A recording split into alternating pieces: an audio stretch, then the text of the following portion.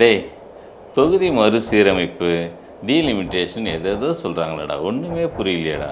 என்ன என்ன புரியல உனக்கு? டேய், ஏதோ தொகுதியை கூட்ட போகிறாங்களாம், அதனால் தமிழ்நாட்டுக்கே ஆபத்தான். இதெல்லாம் பார்க்க நான் உயிரோடு இருக்க போகிறது இல்லைடா. அப்போ சாவு. டேய், என்னடா என்னைய சாக சொல்கிற? எப்படியோ நீ செத்துருவ, அப்புறம் என்ன மேலே சொல்லு. டேய், நானும் இவ்வளோ நாளாக இந்த நாட்டில் இருந்துட்டேன்டா. இனிமே என்ன சட்டம் கொண்டு வந்தால் எனக்கு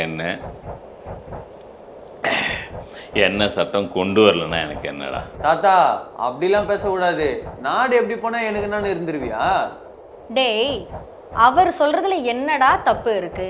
கடைசி காலத்துல நாட்டை பத்தி யோசிச்சு அவர் என்ன பண்ண போறாரு?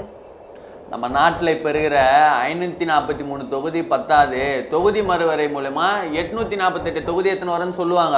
ஆனால் இது மக்கள் தொகை அதிகமாக இருக்கிற ஹிந்தி பேசுகிற மாநிலம், அதாவது உத்தரப்பிரதேசம், பீகார், ராஜஸ்தான், இவங்களுக்கு ஜாஸ்தி கொடுத்துட்டு மக்கள் தொகையை கட்டுப்பாட்டில் வச்சு மக்கள் தொகையை குறைச்சி கல்வி, பொருளாதாரம், வேலைவாய்ப்பு இது எல்லாத்துலேயும் சிறந்து தமிழ்நாட்டுக்கு தொகுதியை குறைச்சிருவாங்க. இதனால நாடாளுமன்றத்தில் நம்மளோட குரலையே நசுக்கிடுவாங்க. அது மட்டும் இல்லாமல் தமிழ்நாடு உள்ளிட்ட எல்லா தென் மாநிலங்களுக்கும் எதிரான சட்டத்தை ஈஸியாக எடுத்துன்னு வந்துடுவாங்க. இந்த சூழ்ச்சியை நம்ம கண்டுபிடிச்சி குரல் கொடுத்தாதான் எதிர்கால தலைமுறையை காப்பாற்ற முடியும். அப்படி இல்லை, அரசாங்கம் என்ன சட்டம் வேணால் எடுத்துன்னு வரட்டும், நான் என் இஷ்டத்துக்கு தான் இருப்பேன்னா அது நம்ம எதிர்கால தலைமுறைக்கு செய்கிற துரோகம் தாத்தா. ஓ, டீலிமிட்டேஷன்ல இவ்வளோ இருக்கா?